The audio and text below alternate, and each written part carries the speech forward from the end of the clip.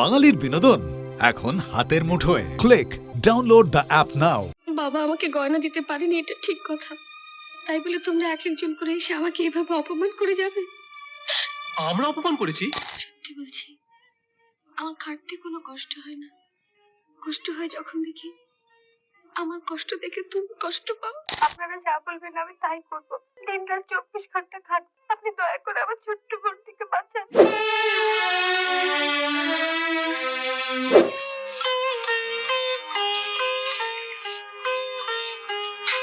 কাপটা ভাঙলো কি করে?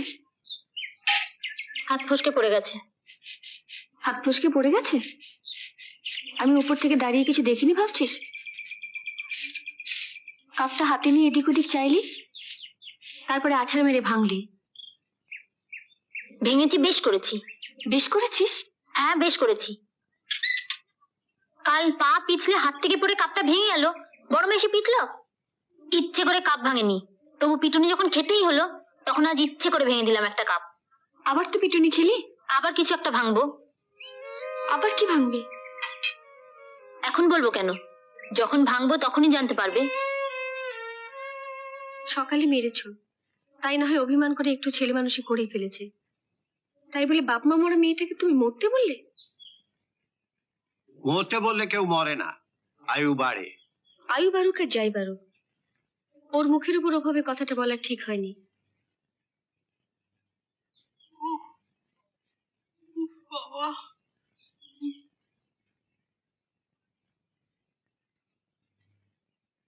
কি রে, তুই এখানে দাঁড়িয়ে আছিস? কি বলেছিলাম না সকালে ভাঙবো, দিলাম তো বড় মার দাঁত ভেঙে। আচ্ছা পূজা, মাকে কি তুই গায়ে রমা গীতা পেয়েছিস যে তোকে মারলো বলে তুইও মেরে দিলি? আমি অন্যায় করলে মারুক, আমি কিছু বলবো না, কিন্তু শুধু শুধু মারলে আমার মাথা ঠিক থাকে না। কি লাভ হলো তোর? সেই তো বাবার কাছে মার খেলি। এবার তোমার বাবারও হবে। বাবার হবে মানে? যখন হবে তখন টের পাবে। পূজা, পূজা শোন, পূজা কোথায় যাচ্ছিস শুনে যা। কি বললো রে? বললো বললো ও আজ আমার সাথে গান স্কুলে যাবে। এই যে আমার হবু বউ আসছে। আজকে ফাংশন আছে জানো তো, ওই পাড়ায়।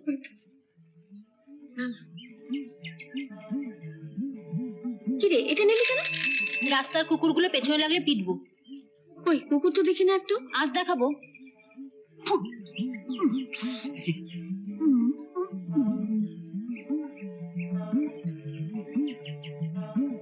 ময়না কাছে আয়না, ময়না ময়না আয়না আয়না, খাঁচা নিয়ে বসে আছি মেটাবো তোর ময়না আয়না। কি রে, থামলি কেন? আয়। ময়না আয়না রে, আয়না গো আয়না। কুকুরের ঘেউ ঘেউ শুনলে না? ধর তো। আগামী রবিবার আমাদের ফাংশন, শুনেছি পলাশপুরেও নাকি ওই দিনকে ফাংশন হবে। ওরা নাকি আমাদের টেক্কা দেওয়ার জন্য কলকাতা থেকে একজন গায়ক আনছে। আমিও ঠিক করেছি, মিউজিক হ্যান্ডস নিয়ে গান গায় এমন একজন গায়িকাকে আমি কলকাতা থেকে নিয়ে আসবো। গাঁয়ের লোকেদের বুঝিয়ে সুঝিয়ে এবার একটু বেশি চাঁদা আদায় করতে হবে। কলকাতা থেকে গায়িকা আসছে শুনলে আমার মনে হয় সবাই দেবে। ময়না তুমি যাও, গিয়ে শুরু করবে যাও। পাগল হয়েছে, দশে বেড়ে চেঁচামেচি করছে, এর মধ্যে গান গাইতে গিয়ে মার খাই আর কি। বুঝতে পারছি, কিন্তু আমি যখন কি করি। দিদিমণি, আমি গান গেয়ে দেবো। পূজা, সবসময় আর কি ভালো লাগে না।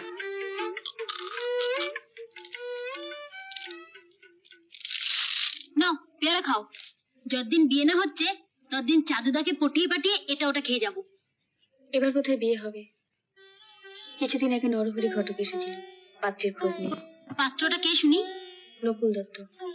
কুল দত্ত মানে ওই বুড়ো হাবড়াটা যার গত বছর বউটা মরে গেছে? হ্যাঁ। কর্তাবাবা এই বিয়েতে রাজি হয়ে গেল? এখনো রাজি হয়নি, তবে হয়েও যেতে পারে।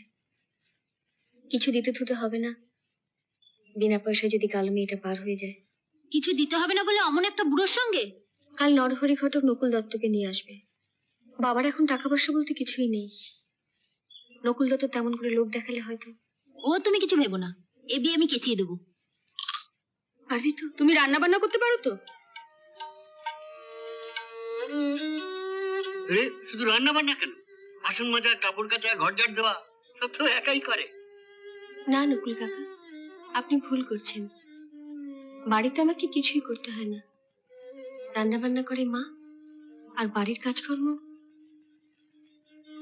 এখানে কে করে তা জেনে আমাদের কোনো লাভ নেই। তুমি শুধু বলো আমাদের বাড়িতে গিয়ে সব কাজ করতে পারবে তো? কিছু মনে করো না বৌমা, তোমার প্রশ্ন শুনে মনে হচ্ছে বাড়ির বউ না, তুমি ছি খুঁজতে এসেছো।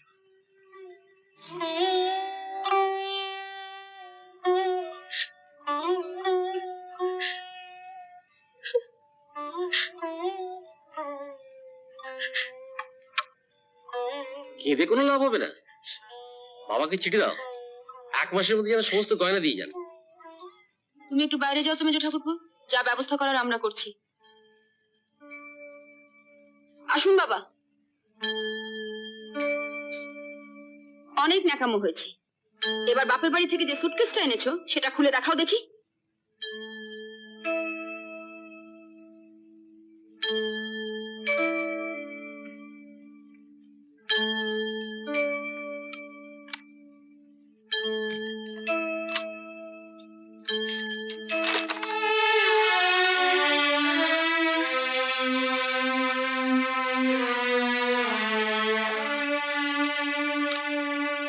এগুলোর আর কি দাম হবে? নেই মামার চেয়ে কানা মামা ভালো বাবা। তা অবশ্য ঠিক। শোনা, এগুলো আমরা নিয়ে যাচ্ছি, তোমার বাবা গয়নাগুলো দিলে এগুলো ফেরত পাবে, বুঝেছ?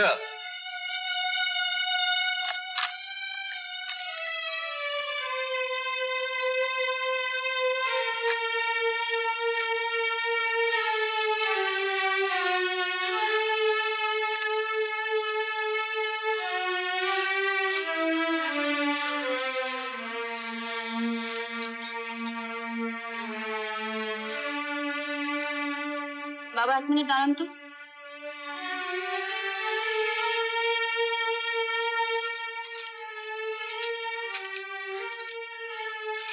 এগুলো কি সোনার? জানতাম। তা শাড়িটা তো বেশ ভালোই। শোনো, আমি কয়েকটা শাড়ি তোমাকে পাঠিয়ে দিচ্ছি, ওগুলোর মধ্যে থেকে একটা পরে এই শাড়িটা আমার ঘরে দিয়ে আসবে, বুঝেছো? চলুন বাবা।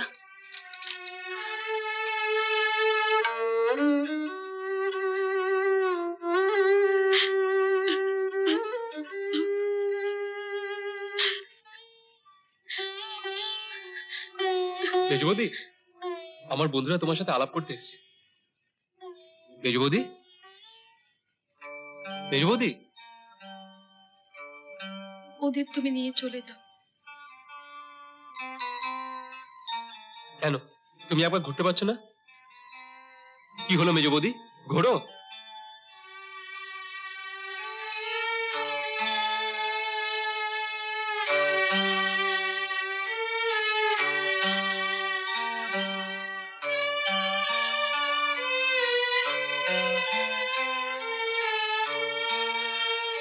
এরকম একটা ছেঁড়া শাড়ি পরে আছো কেন? এর থেকে আর ভালো শাড়ি আমার নেই, তাই। তোমার বাবা গয়না দেননি জানতাম, কিন্তু তোমায় দেখে মনে হচ্ছে তিনি তোমাকে একটা শাড়িও দেননি। মেজবৌদি, তোমার বোঝা উচিত ছিল এ পাড়ায় আমাদের একটা সম্মান আছে। এভাবে একটা ছেঁড়া শাড়ি পরে দাঁড়িয়ে থেকে সবার চোখে আমাদের ছোট করার কোনো অধিকার তোমার নেই। বিয়েতে যে শাড়িগুলো পেয়েছিলে সেগুলো কোথায়? আসার সময় কি সবকটা মাকে দিয়ে এসছো? বাবা আমাকে গয়না দিতে পারেনি, এটা ঠিক কথা। তাই বলে তোমরা এক একজন করে এসে আমাকে এভাবে অপমান করে যাবে? আমরা অপমান করেছি? আমরা গরিব, খুব গরিব, তাই বলে কি আমাদের এতটুকু সম্মান থাকতে নেই? তুমি ভাবলে কি করে আমার মা শাড়িগুলো রেখে দেবে? তাহলে শাড়িগুলো গেল কোথায়? তোমার বাবাকে গিয়ে জিজ্ঞেস করো।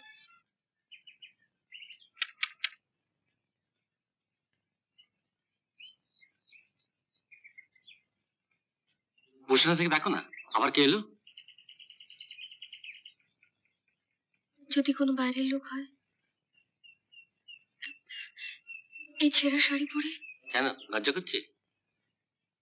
একবার এই লোকের সামনে তোমার বাবা যখন গয়না দেবেন বলে দেননি, তাতে যখন তোমার লজ্জা করেনি, তখন তোমার লজ্জা আছে বলে মনে হয় না। ন্যাকামো করো না, যাও দরজাটা খোলো।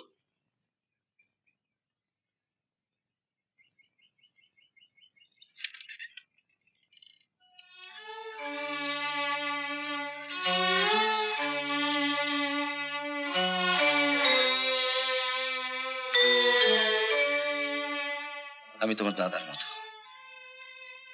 আমাকে দেখে ঘুমটা দিতে হবে না।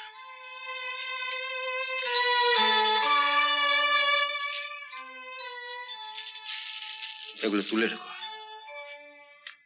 বাবা শাড়ি ফেরত দিল? তার মানে তুমি ও বাড়ি থেকে গয়না নিয়ে এসছো? হ্যাঁ,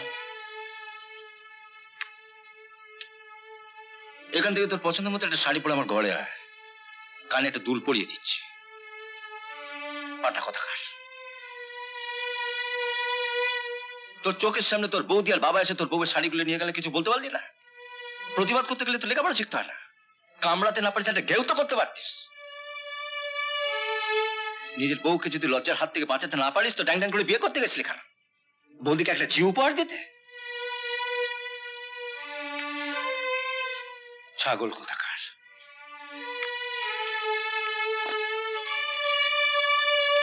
দাদার কথায় কান দিও না। চাকরি ফেলে দাদা তোমায় পাহারা দেবে না। বাবা আর বৌদি যা বলবে তাই শুনবে, যা যা করতে বলবে তাই করবে, বুঝেছো?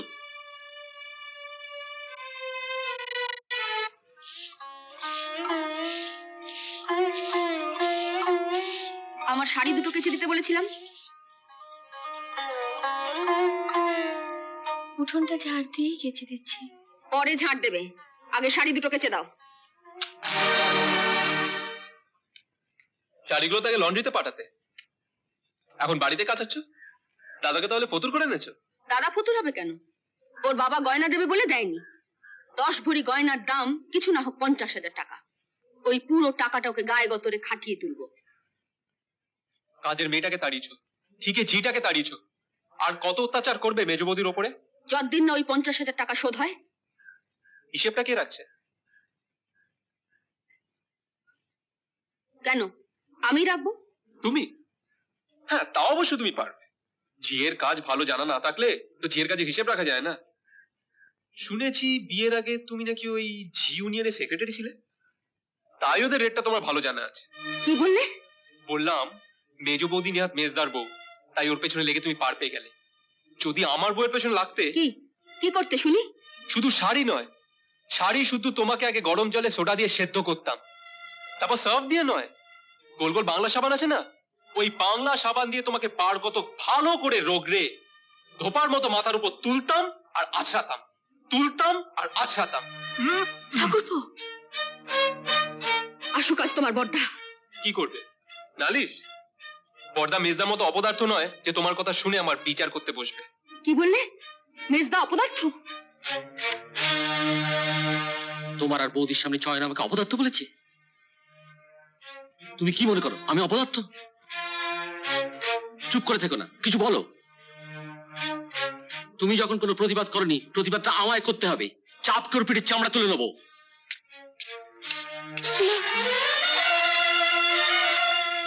সরে যাও।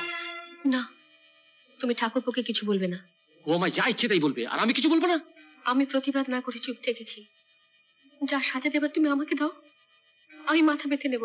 যা সাজা দেবো তুমি মাথা পেতে নেবে? হ্যাঁ। স্মৃতির সিঁদুর ছুঁয়ে বলো। এতে সিঁদুর ছোবার কি আছে? বললাম তো, তুমি যা সাজা দেবে। সিঁদুর ছুঁতে আপত্তি কিসের? নাও দিলাম, বলো। আমি না বলা পর্যন্ত কাল থেকে তুমি চয়নের সঙ্গে একটা কথা বলবে না। ও ডাকলেও সাড়া দেবে না। কিন্তু আরো যেন জানতে না পারে আমি তোমাকে ওর সঙ্গে কথা বলতে বারণ করেছি। চোখে যতই জল আসুক, এটা কিন্তু খেয়াল রেখো, তুমি কিন্তু আমাকে স্মৃতির সিঁদুর ছুঁয়ে কথা দিয়েছো।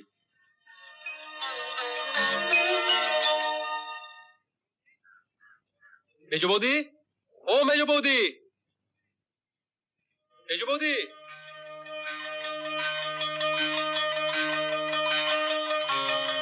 কি রে বাবা, সাড়া দিচ্ছি না কেন?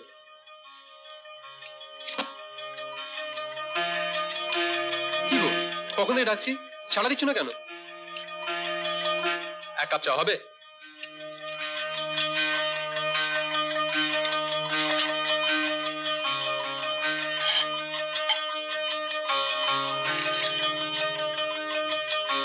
আমি কি করেছি? তুমি আমার সাথে কেন কথা বলছো না? কি হলো? হ্যাঁ,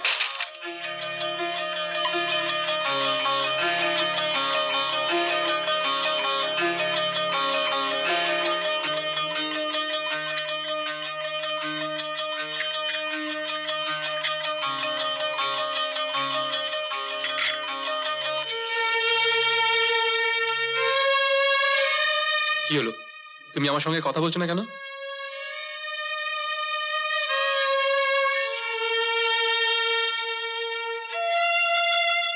নিকুচি করেছো তোমার চায়?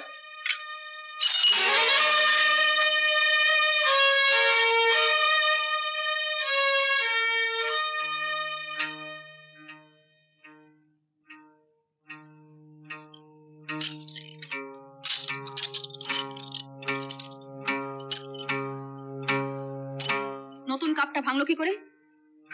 কি হলো, চুপ করে আছো যে? হাত ফসকে পড়ে গেছে।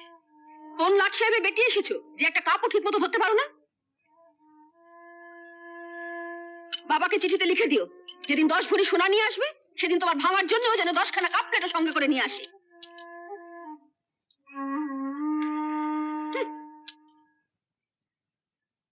দোষটা নিজের ঘাড়ে নিলে কেন? কি হলো বলো? পেয়ে তো যাব, কবে পাবো? 1 মাস তো হয়ে গেল। আর কটা দিন অপেক্ষা করো না। এবার হলে আর দিনে দিয়ে দিত। আমি বলছি বাবা, ও গয়না আপনি পাবেন না। পাবেন। আমি আজই বাবাকে একটা চিঠি লিখে দিচ্ছি।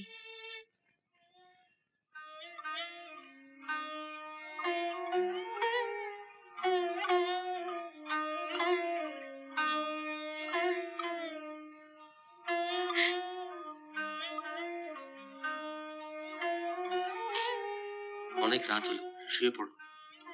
তুমি আগে ঘুমো। আমার ঘুম আসতে দেরি হবে। আমি জানি আমার চিন্তায় তোমার ঘুম আসে না।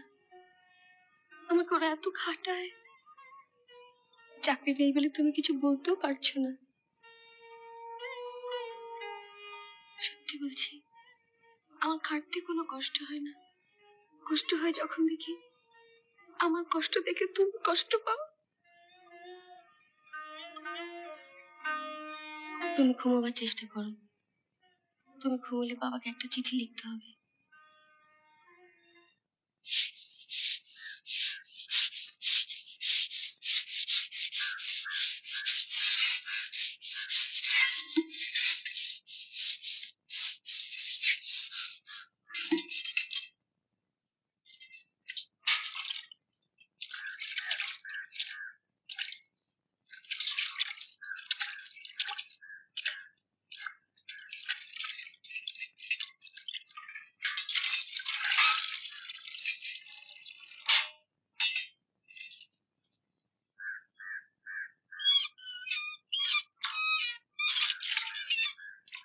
বৌদি, আমি একটু হেল্প করে দিই, জলটা ভরে দেবো।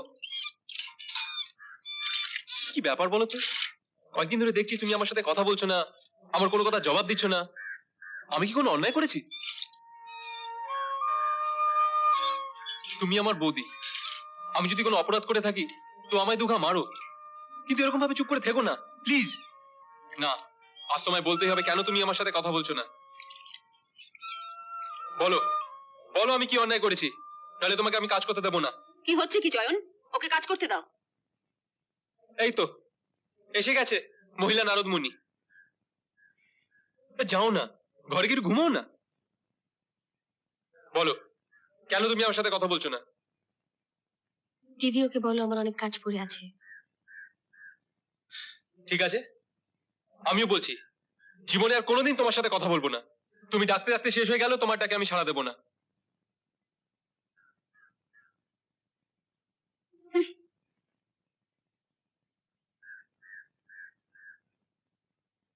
মান অভিমানের পালা চলছে, মেজ ঠাকুরপো জানে? তুমি সব লক্ষ্য করো তো। হ্যাঁ, আমি তো বাড়ির কোনো কাজই করি না, তবে সারাদিন বসে না থেকে ময়নার পিছনে একেবারে জোকের মতো লেগে থাকি।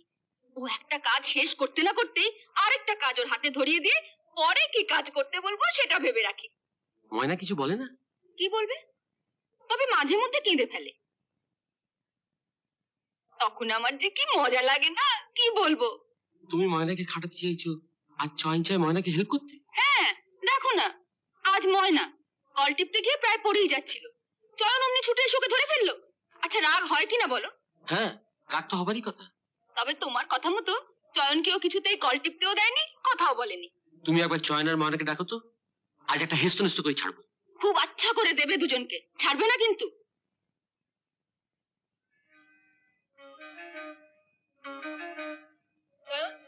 তোমার মেজদা তোমাকে ডাকছে। এই যে, তুমি একবার আমার সঙ্গে এসো।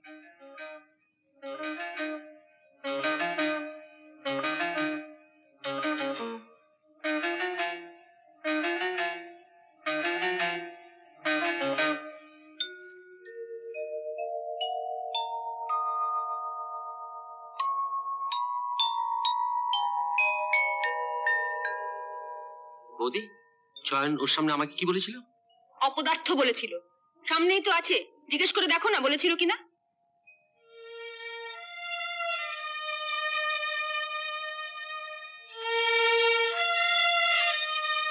বুঝলে বৌদি, সেদিন চয়ন আমাকে অপদার্থ বলেছিল, সেটা শুনে আমি খুব রাগ করেছিলাম। আজ মনে হচ্ছে সত্যি সত্যি আমি একটা অপদার্থ। অপদার্থ না হলে যে ওটা সারাদিন খাটাখাটির পর আমার ঘুম না আসা অব্দি আমার পা টিপে দেয়, তোমার মতো একজন পাজি মহিলার কথা শুনে তাকে আমি কষ্ট দিই? কি? আমি পাজি মহিলা? বড়দাকে কি জিজ্ঞেস করো, বড়দাও তাই বলবে। চয়ন, তুই আমার উপর রাগ করিস না রে ভাই। এই সংসারে একটা টাকাও দিতে পারি না, তাই বড় বৌদি আর বাবাকে আমায় তেলিয়ে চলতে হয়। কি বাজে বকছিস মেজদা? টাকাটাই কি সংসারে সবচেয়ে বড় হলো? বড় ছোট বুঝি না ভাই, তবে বড় বৌদি আর বাবার হাত থেকে ময়নাকে বাঁচা, না হলে ও বেচারি খাটতে খাটতে একেবারে মরে যাবে। বৌদি, তুমি একটু ঘরে যাও তো, আমি এদের সঙ্গে একটু প্রাইভেট কথা বলবো। না না, দিদি যাবে কেন? দিদি তুমি এখানে বসো। বসতে আমার বই গেছে, তবে অনেক বর দেখেছি। বাপের জন্য এমন হাঁদা কাবলা বর আমি দেখিনি। ছি! এবার বড়দাকে নালিশ করতে গিয়ে এমন ঝাড় খাবে না।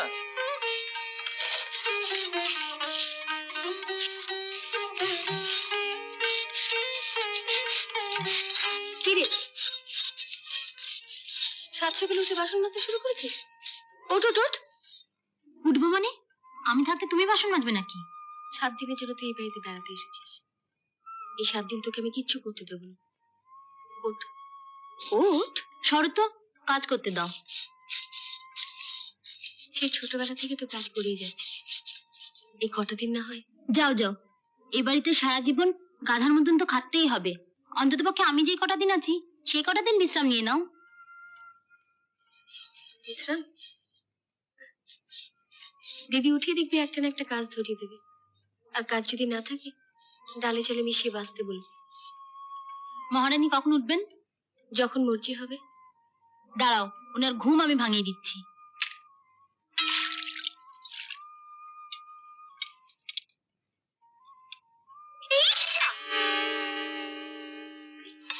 এটা কি করলি?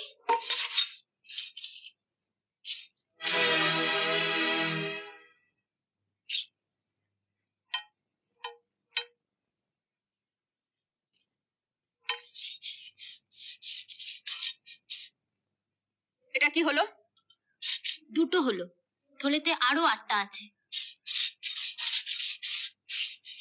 তুমি কি 8টা কাপও ভাঙবে নাকি? হ্যাঁ, সময় বুঝে একটা একটা করে। ও, কি হলো? দরদ দেখিয়ে তো 7 দিনের জন্য রেখে দিয়েছো, এখন দেখো। পূজা, পুরুষ মানুষ হয়ে আপনি মেয়েদের ঝগড়ার মধ্যে আসবেন না দাদা। উনি ভাঙার জন্য 10 টাকা আনতে বলেছিলেন, ওনার কথা মতোই আমি একটা একটা করে ভাঙছি। না বল, ভুল হয়ে গেছে। কাকে বলবো? ওই ঝিটাকে? কি আজে বাজে বকছো? কিচ্ছু আজে বাজে বকিনি, ঝিকে ঝি বলেছি। পূজা, যেমন কপ ভাঙছো ভেঙে যাও, আর পারলে এর মাথা তো একটা ভেঙো। বাড়ির কোনো পুলিশ আপত্তি করবে না। যা তোর ঘরে যা, যা।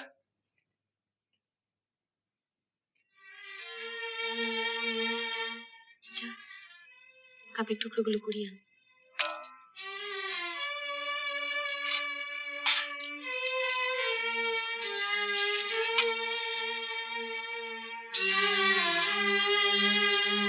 সাত দিন আছি তো, এই 7 দিনে তোমায় আমি সোজা করে দিয়ে যাবো। কি বললি?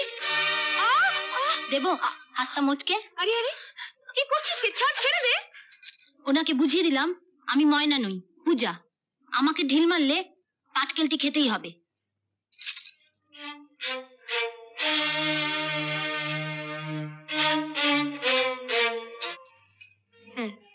এখানে তুই যা শুরু করেছিস। আমি তোমার ভাসুরের কথা এখানে আছি, উনি ফেরত পাঠালে চলে যাব।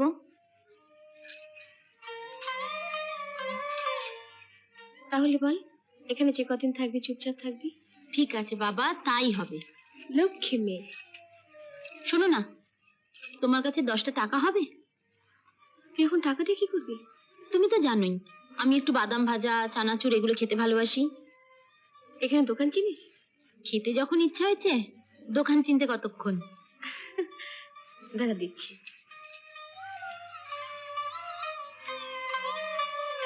দেখেছো কাণ্ড, ওকে রক্ত বেরোচ্ছে। ওঠ ওঠ ওঠ, চল। কি হয়েছে? আরে তো রক্ত বেরোচ্ছে। দেখি দেখি দেখি কি হলো? চুপ করে থাকো। আরে কাটলো কি করে? হাতুড়ি দিয়ে কয়লা ভাঙতে গিয়ে। আরে হাতুড়ি মানে তো লোহার হাতুড়ি। আরে কি দেখে কি হয় কিছু বলা যায় না। শোন, তুই মঙ্গল ডাক্তারের কাছে নিয়ে যাবি। হ্যাঁ। যদি টিটেনাস ইনজেকশন দিতে বলে তুই দিয়ে নিবি, বুঝেছিস? দেরি করবি না। আমি এগুলো চলো। না না, আমি ইঞ্জেকশন নেব না। ও দিদি, আরে ছেলে মানুষই করিস না তো, আগে ডাক্তার কাছে যা, দেখ কি বলে। শাড়িটা পাল্টে আমার একটা শাড়ি পরে নি। চল। কি করে বুঝবো বল, পূজা কি এর আগে কোনো ছেলের সাথে মিশেছে না প্রেম করেছে? তুমি একটু বুঝে বললেই হবে বৌদি। ও সোজা সরল মেয়ে, আমি বললে ও হয়তো তোমার সঙ্গে যাবে, কিন্তু তাতে কি কিছু লাভ হবে? তোমার বাবা কি রাজি হবেন ওর সঙ্গে তোমার বিয়ে দিতে? পর্দা যখন আমাদের ফরে আছে, তখন আমি কাউকে ভয় করি না। ঠিক আছে, তুমি যাও, আমি ওকে বলছি। শুধু বললেই হবে না মেজো বৌদি, ওকে রাজি করাতেই হবে। কোথায় নিয়ে যাবে ওকে?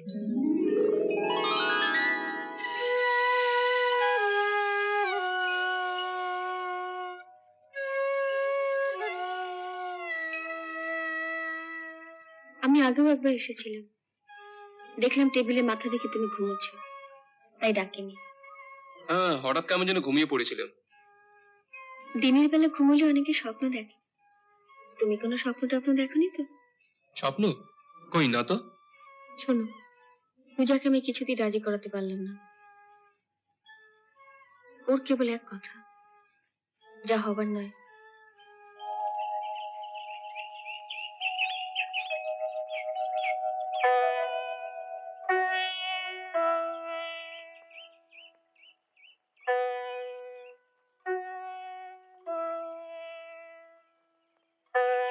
পূজা, এই পূজা, আরে উঠ, ভোর হয়ে গেছে।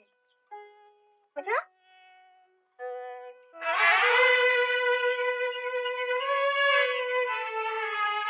এই কি তুমি এখানে?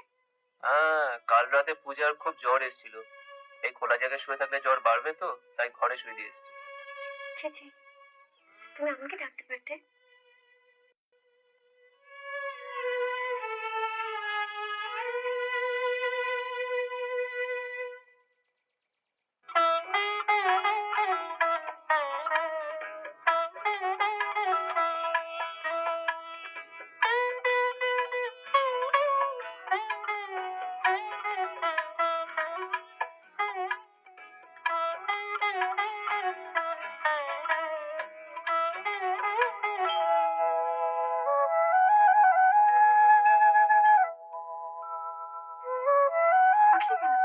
শুয়ে থাক, এখন আর জ্বর নেই, চলো। না না, তুই শুয়ে থাক। দূর, আমি থাকতে তুমি কাজ করবে, তা আবার হয় নাকি? এবার চয়ন ডাক্তারখানা নিয়ে যেতে চলে যাবি তো? ইচ্ছা থাকলেও উপায় নেই।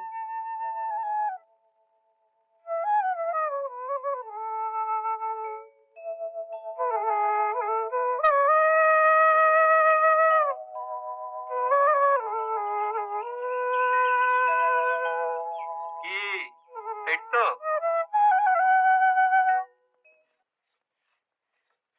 বিয়ে বিয়ে করে এমন পাগল হচ্ছে কেন?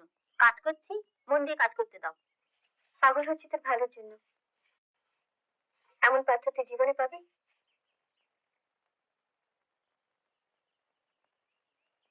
চাই না আমি এমন পাত্র। আমায় বল, কেন তুই ওকে বিয়ে করতে চাইছিস না? বলবো? হ্যাঁ বল।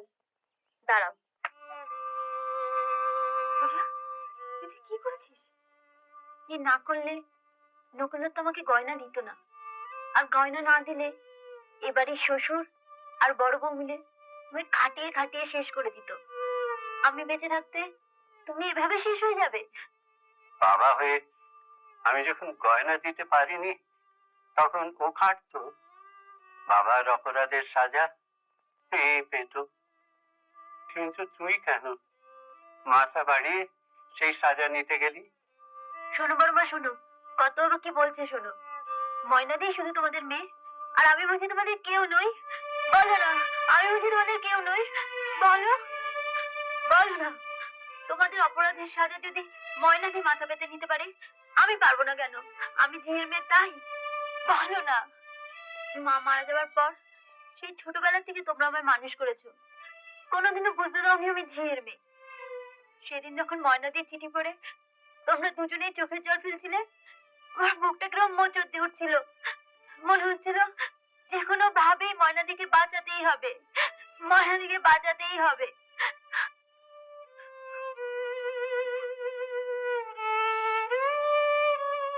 বাবা, আমি কথা দিচ্ছি, আপনারা যা বলবেন আমি তাই করব। দিন রাত 24 ঘন্টা খাটবো।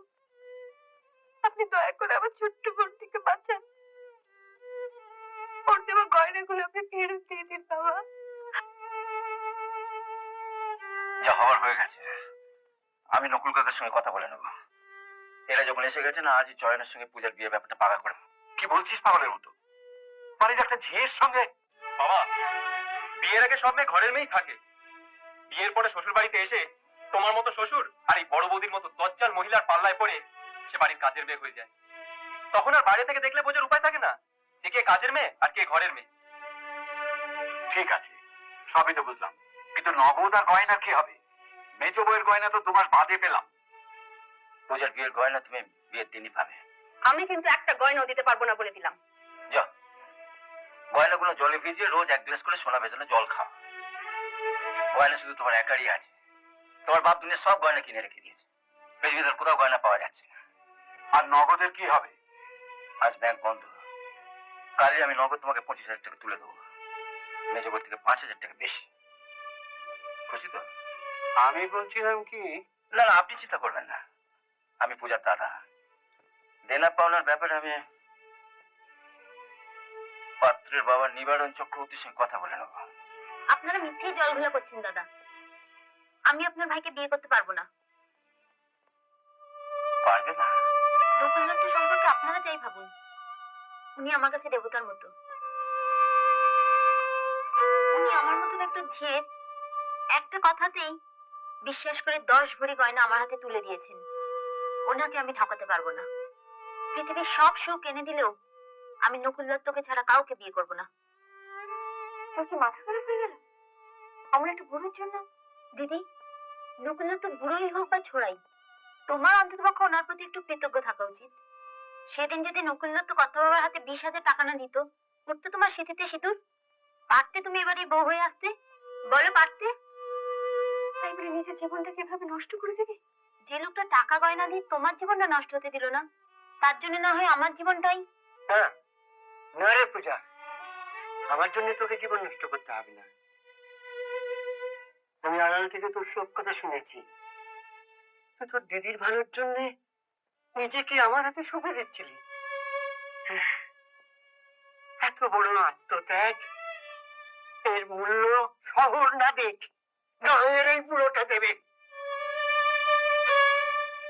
শোনো হে নিবারণ, ময়নার বিয়ের গয়না তুমি অনেক পরে পেয়েছো, পূজার বিয়ের গয়না আমি তোমায় কালই দিয়ে যাবো। বলো তো কত গয়না চাই তোমার? আচ্ছা শোনো শোনো শোনো শোনো শোনো, তোমার ঘরে বড় বৌমার মতন ওইরকম একজন অলক্ষী থাকলেও আশা করি লক্ষ্মীর আসনে ছোটখাটো একটা মূর্তি বসানো আছে। কি আছে তো নাকি?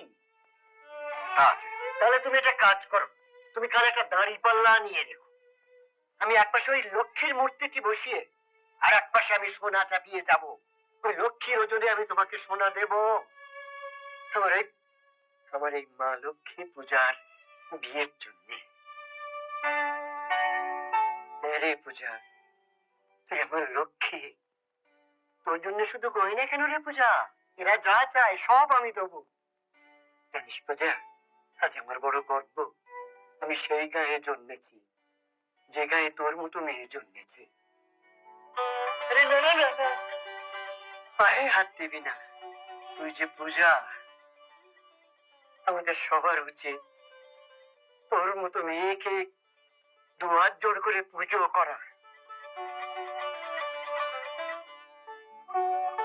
এই যে বাবাজি চয়ন, মেয়েটাকে তো বড়টার হাত থেকে কেড়ে নিলে, তুই এবার লক্ষ্মীকে নারায়ণের পাশে দাঁড় করিয়ে দেখি কেমন দেখায়।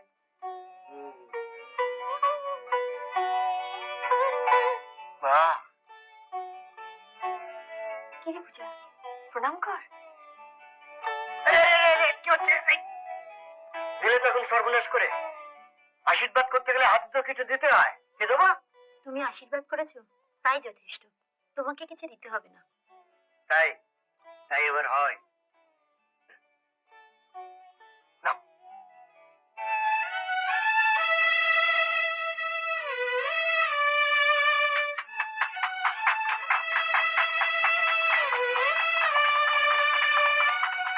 তাহলে এখন তোমায় কি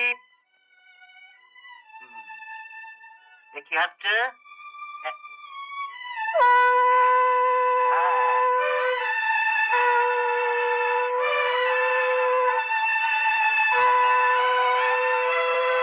এই যে গয়না দিতে হবে না, কমসে কম একটা উলু দাও, এতে তো পয়সা লাগে না।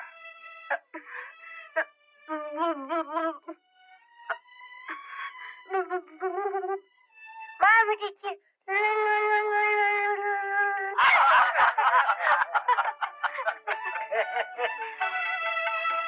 মা বোনেরা, আপনারা চুপ কেন? একটু উলু দিন। আর ভাইয়েরা, হাততালি দাও।